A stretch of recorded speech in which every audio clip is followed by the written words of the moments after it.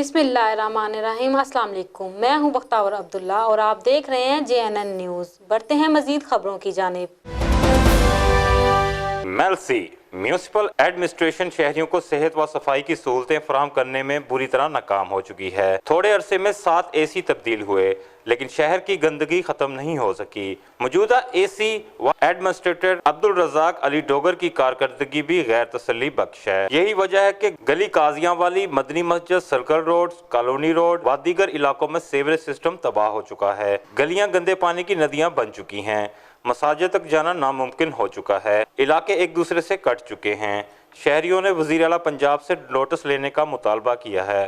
Camera team के साथ कारी खालिद, JNN न्यूज़, मेलसी। मजीद खबरों के लिए देखते रहे JNN news. You watching JNN News Network. For more news, subscribe our channel, press the bell icon, and don't forget the comments. Thank you.